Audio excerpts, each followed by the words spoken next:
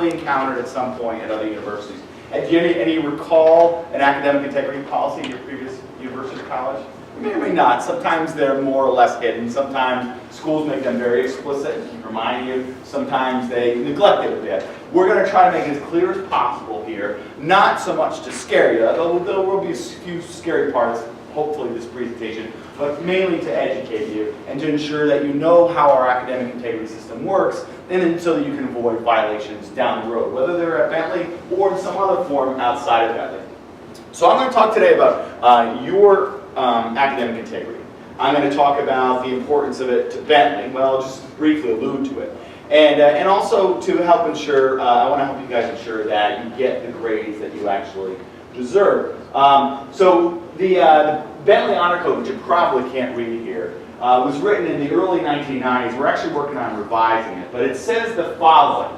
It says that, so this is our honor code, not the full academic integrity system. There's a whole bunch of rules that I'll point you to in just a little bit regarding academic integrity. But the honor code adopted by students, kind of a mission statement that students adopted in the early 1990s, goes as follows. The Bentley Honor Code formally acknowledges the necessity for students to take responsibility for their own ethical behavior.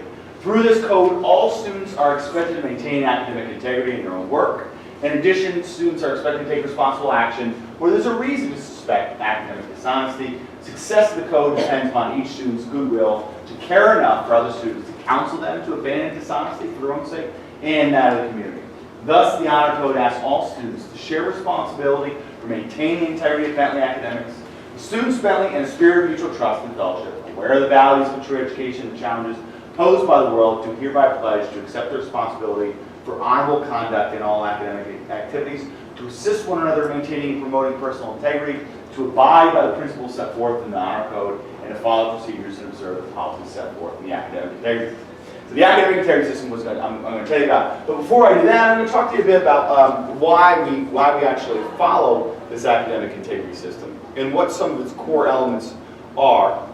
If you wanted to find the actual academic integrity policy, you go to the graduate catalog or handbook, and there you will find it laid out. It's several pages long. I want to ask you guys, and without revealing the answers here, I want to ask you, this will be an interactive session. There will be other questions along the way. If you could tell me, what do you think counts as an academic integrity violation? What do you suppose might count as a violation? How might someone else go about violating our code? What sorts of things would a person do? Using somebody's words without changing or rephrasing it without citation. Yeah, so yeah, both those things, right? So using somebody else's words without attribution, without citation, not putting quotation marks around it. We're going to talk a lot more about that. What would we call that sort of action? Yeah, plagiarism. That's plagiarism. And that's the most common kind of violation we see at Bentley. About 55% of cases last year involved students committing plagiarism. So one of the things we really want to do is make sure that you know what that means and how to avoid it. What else might count as an academic integrity violation? What else can you think of? Yeah? Using work from a previous course. Yeah, using work from a previous course, even if it's your own work. And I'm glad you brought that up, because sometimes this is surprising to students, and it might have been for me too at this stage in my education when I was your age, to know that work that I had done in a previous semester, I can't incorporate into another class. Not without at least alerting the professor, citing that source, and indicating that I've already done this work. And we'll talk about why that might be in a little bit. What else might count? Some more, yeah? Using someone else's work. Someone else's work, yeah. Someone else's data, right? Someone else's paper. Anything that you might do, in addition to words, a few words here or there that they might have used, anything they might have done that's not yours, you're taking credit for, that represents a violation of Bentley's academic integrity policy. Anything else you can think of? Yeah? Unauthorized collaboration. Unauthorized collaboration. This is something to pay attention to. Look carefully at what the guidelines are in your professor's syllabuses. Look carefully to see what the assignment specifies when it comes to class projects. Are you allowed to share data or not? Are you allowed to ask questions of other groups or not? Does this all have to be done just by your group? Right? Most times it will be. There might be some allowances for discussing in a kind of superficial way the assignment, make sure you got it right. But generally, professors are not going to want you to share data, especially if you're working on the same kind of case. They're going to want you to do your own independent work. And that goes for your individual projects as well. What are the sorts of things that might get people in trouble? We've seen students in classes, usually it's undergraduate classes, especially tiered classrooms, they'll try to open up a phone in the back of the class and there'll be an answer sheet on there, some formula, something like that. Students, what happens in those cases, students fail the exam. And they get caught looking at their phone, maybe they've only been a problem or two, but they end up failing the exam. That's something that we see on a more regular basis than I'd like to. Anything else you think might count? No, you guys summarized it well. So cheating on exams as well as cheating on papers. Oh, we're having all kinds of luck here with technology. There we go. All these things might count as violations of Bentley's academic integrity policy. Using forbidden materials, obviously they can take various forms. Copying materials, buying or selling a paper, that's very much going to get you an automatic F. Having a paper translated for you, so if you're an English language speaker and you're in a Spanish class and you have that class's papers translated, run through a translator, that'll get you a failure for the entire course in most cases. That's the sort of thing that can really be damaging to your career. But it all boils down to this. There's a couple simple rules that you can keep in mind. Even if you are not familiar with every single detail of the academic integrity policy, and I wouldn't expect you to, I expect you to be familiar with it, but not to memorize it, is if you were honest and transparent about the work that you do.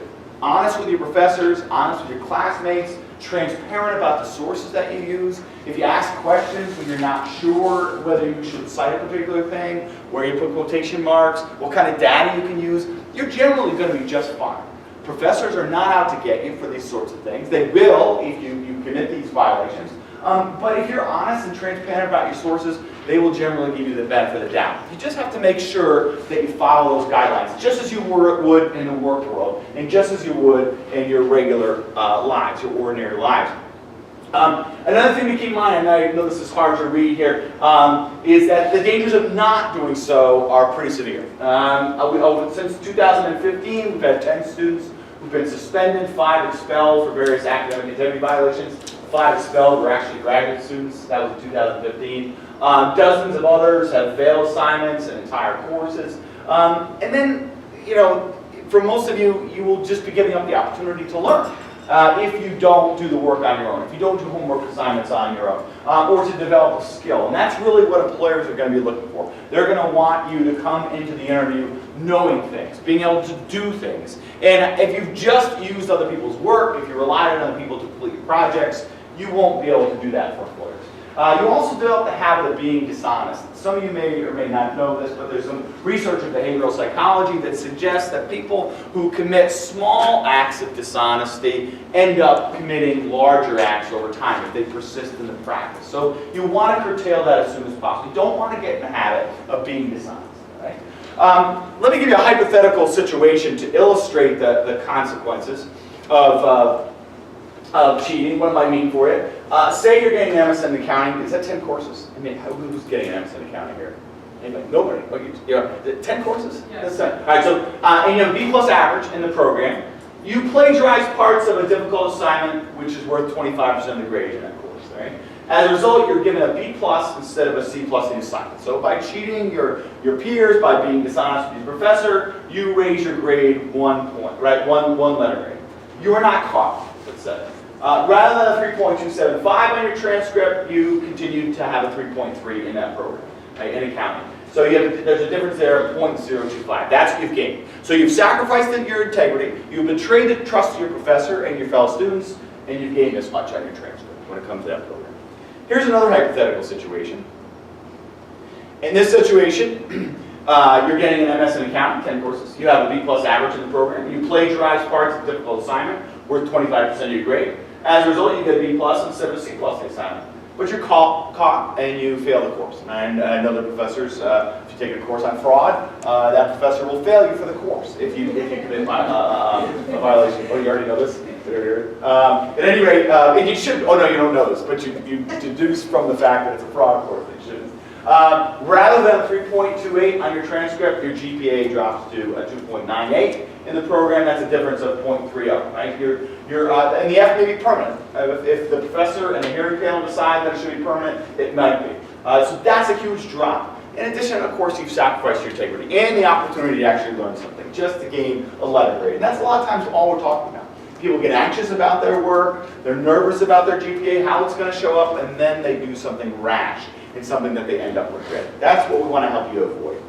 I had a student in my own class a few years ago, and this is the final paper of the semester. He submitted, and most of it was good. He had actually done really well. He was a transfer student who's worked very hard. He was also working outside of school as well, and so it was a big deal for him to be at Bentley. And I could tell he was improving. He wrote this last paper that was pretty good, but there were 2 paragraphs in it that were completely plagiarized. And so I failed him for the assignment, and then talked to him in my office and conveyed how important it was that he just be honest with his sources, and then he not do this again. And he, seemed to me, was sincere in saying he wasn't going to do it again. He talked it over with his sister, and so he understood what the consequences would be if he did it again. Next semester, I get an academic integrity report in our office. 2 students had worked on a project in which they have taken material from a previous semester's project.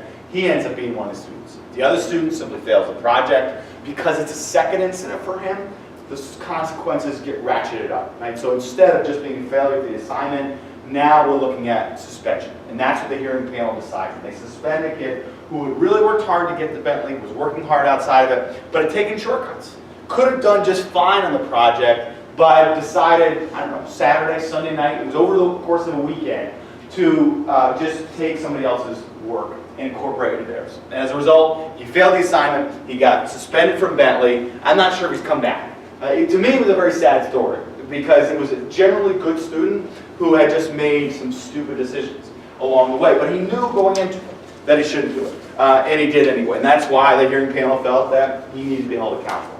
That's what I want to, again, help you to avoid. Now, what he committed, and what more often than not we see in our office when we see a violation committed, is an act of plagiarism. As you've already pointed out, this is a common form of academic integrity violation. It means to steal or pass off the ideas of another as your own, use another production without crediting the source, to commit literary theft, present as new and original an idea or product derived from an existing source. It can take a variety of forms.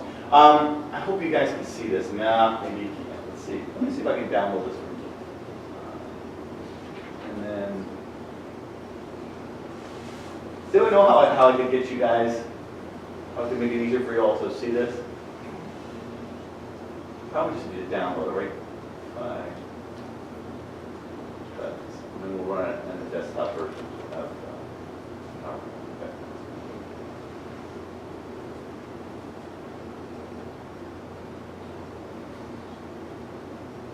Any questions so far? You guys are free to ask me questions. I'll ask you lots of questions, and you shouldn't hesitate to ask me some as well.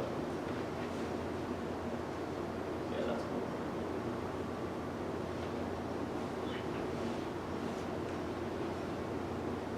So at Bentley, we have some software that's incorporated in Blackboard. It's called Turnitin. It's a company that stores files, generally of student papers, and matches those papers to ones that have been written previously in other classes. Big database of students' papers, and also will correlate what's written in your paper with what's available on the web and other research sources. Okay. So this is the original source. It's called a natural setting. That's the heading. And you can see it here. Now, say a student were to submit what's on the right. Now, what Turnitin does, the software that faculty can use, is it highlights for professors where a student has used material from someplace else. It doesn't indicate whether it's a citation or not, but it indicates where the material overlaps with what's in its database or with what's available on the web, or even some printed sources. It does that with pink highlight, yellow, green highlight. What's the student done here? It's hypothetical student. Yeah. Yeah, so copy and pasted exactly what's on the left. An easy case of plagiarism, right? Cut and dry. We don't have any questions about this. Pretty much everybody knows this. Turnitin calls it a clone. Right? Here's another example. Same original source on the left. What's the student done on the right? Hypothetical again. Anybody else? All right, we'll go back. Oh yeah, go ahead. Yeah, in a few cases. They changed a few words. We wouldn't necessarily call this paraphrasing. Because what they've done, although the terms are oftentimes used interchangeably, really what they've done is they've substituted a few words, right? They've maybe got a synonym finder or the source and changed a few words. That's not actually paraphrasing. It's important, especially at the graduate level, that you guys know this. Not everybody does it. Paraphrasing is a skill that we're going to talk a little bit about. All right, so that would count as just an attempt to replace a few words to make it look like it's legitimate when it really wasn't. Now, what Turn-In will do, will highlight different sources with different colors. So now you can see on the right that this person, probably engaged in a research project, has incorporated material from various sources, at least 3 sources. Is this plagiarism or not? Anybody else? Someone else we heard from? Yeah, go ahead. Yeah, there's no citation of those sources. There's also no quotation marks around them, so we don't know if they're direct quotes. Presumably they are, because Turnitin has highlighted them. So even though this person has done one of the things that's fundamental to the research, to the coursework that you'll do at Bentley, they have synthesized a variety of sources, right? They've gone out and they've actually done some reading. They've incorporated those into a paragraph. They have not cited their sources, and they have not put quotation marks around things that are from the original, right? That are unchanged from the original. Now, what about this? What about this here? What do we see? This might be a little more difficult, and it may be harder for you guys. Can you guys read that in the back? Yeah. Can you see back there? I might have a hard time if it's the back row. What has the person done in this case?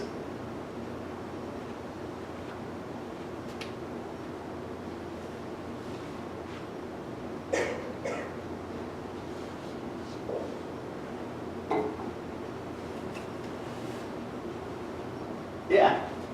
They treat it as a paraphrase, but it's a new text definition. Yeah. The way it's displayed here, the way it's been done, you might think, a professor reading this, or anybody else reading this, might think it's a paraphrase. Why would they think it's a paraphrase?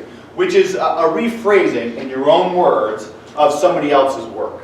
An original rephrasing of somebody else's work. Why might your professor reading this think it's a paraphrase? Or be led to believe that it's a paraphrase? Yeah. There's a citation, right? So the person has done what you should do. They put a proper citation here, but they haven't put quotation marks around material that has clearly come from someplace else. These are other people's words, right? I haven't rewritten them in my own words. I have just used somebody else's, and I haven't put quotation marks around it. Right? That constitutes an act of plagiarism, and your professor will see it, turn it in, will flag it, or they'll just figure it out on their own. A lot of times they just figure it out on their own. Now, this is something that we see not only in the world of academic writing, but we also see it in politics. We also see it in business. This morning, and I don't mean to just be one-sided here, but this morning you have to follow the president, please. But the president tweeted out something this morning. Can you tell what the problem is? Academic integrity-wise, what's the problem here?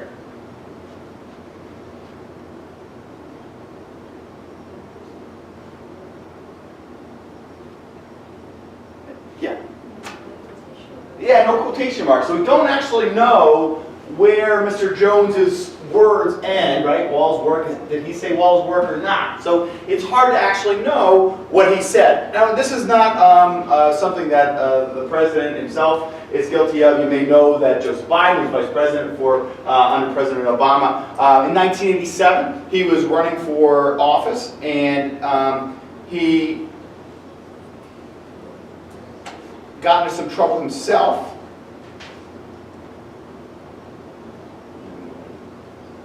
Let's run out a bunch. Oh, here we are. For having lifted words from someone else. And let's see.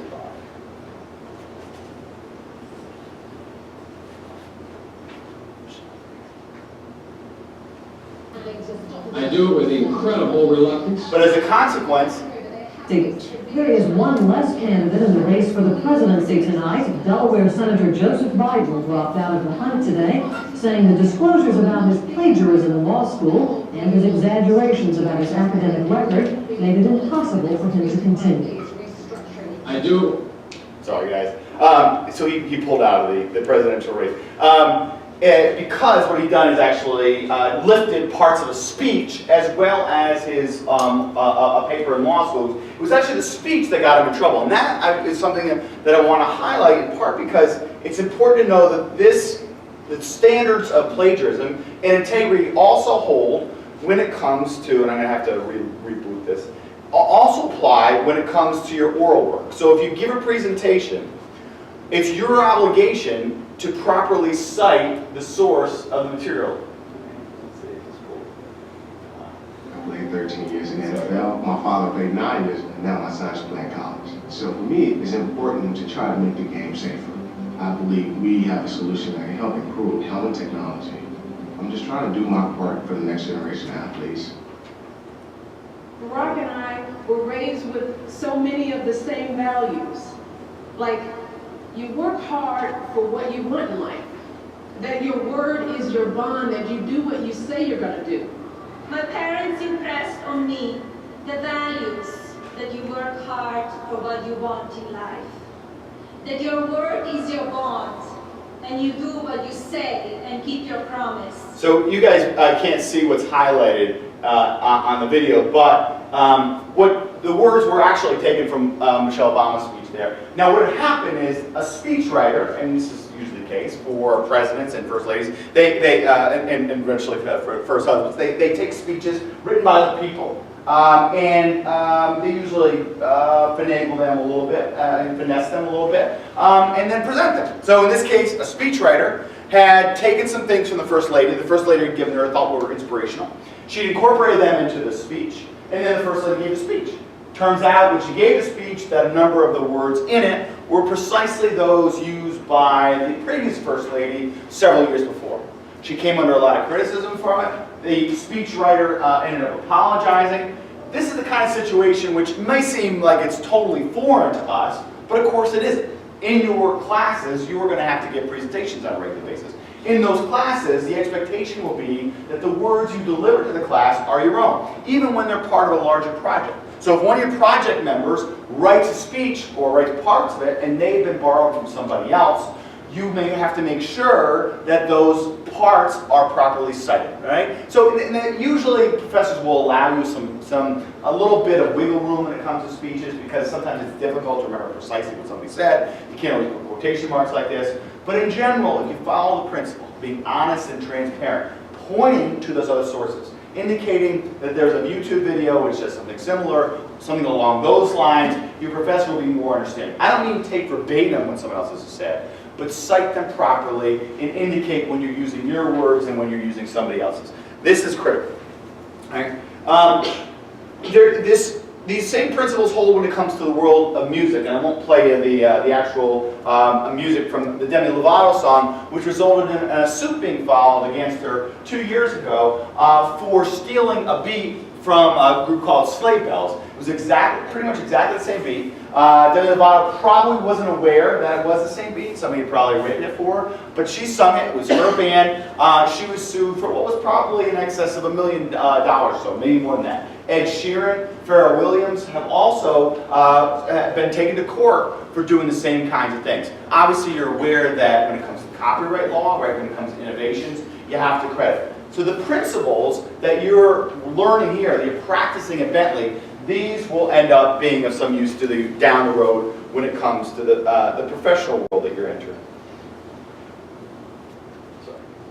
So I won't be able to go through all these examples of paraphrasing, but it is important. I'll give you a handout to indicate what you need to do when it comes to paraphrasing. Let me just pose a few FAQs to you before we conclude here.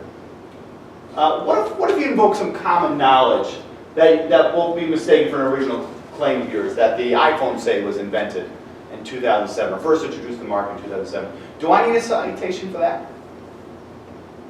No, you don't need it. That's fine. That's called general knowledge, and you don't actually need to cite it. Right? What if I didn't know that doing X is an academic integrity violation? Can I be in trouble for it? Yeah, it doesn't matter. It's like the speed limit. The speed limit, you know where it is there on campus? I think it's 20 miles per hour. Most of us don't know that. We're not thinking of it consciously all the time. But you're still going to be held accountable for it. If somebody pulls you over, police officer pulls you over for it, and you're going, because you're going 35 miles an hour, it won't do you any good to say you didn't know what the speed limit is. You have to be aware that these things constitute violations. What if I share an Excel sheet when that's prohibited? Or homework? Can I get in trouble for that? Yeah, same rules apply. The expectation is you'll do original work, and then you won't aid other people in in violating the academic integrity policy. All right, so I'll leave it there. I know it looks like Mr. Tracy's here to talk to you about the library. Do you guys have any questions? All right, well, let me just end with just a couple admonitions here. First of all, if you want to generally avoid academic integrity violations, right, think about being honest, think about being transparent, but to help yourself do those things, try to stay on top of your work. Talk to your family about the things you're learning. Don't just focus on your grades. I know that's easier said than done. I know when I was in school, I was constantly concerned about your grades. But at the end of the day, the difference between A and A minus is not going to be that big a deal. Right? In general, follow this rule. Coach Bailey, you guys familiar with the game of baseball? You won't see it. You know there's a special rule when it comes to first base. The base runner can run through first base, right, all the way through. So if a base runner does this, and so I might tell my 10 or 12-year-olds, when a base runner comes to first base, they can run through it. But the umpire can call them out if they do this, right? If they're tagged with the ball, right? They do this. What if they do this? The umpire might think that they were going to second base, right? So you might be called out in this case. You've essentially left the matter to the judgment of the umpire. The rule that applies here in baseball, running through bases, also applies to your academic integrity work. Stay on the right side. Make sure that you're doing all you can to be honest and transparent, and generally people will give you the benefit of the doubt. You won't have to rely on your professor being nice or kind or any of those things. You'll make sure that you're on the right side, and you'll be good to go for the next couple years. Good luck, everybody. Thanks very much for having me. I'm sorry to have a bunch. Let me give you a couple of documents before Mr. Tracy comes up. This is a document that will help you with paraphrasing. Some general rules for paraphrasing. You guys are going to write a lot of papers over the next year or two. And one of the things you'll have to do is paraphrase. So this is a little exercise that you might consider. Just take a look at. On the first page, you'll see a passage from The Economist. And then on the second page, you'll find a couple of ways of rephrasing in your own words, or a couple of ways of rephrasing. You can rewrite your own words, that particular passage. Thanks, everybody.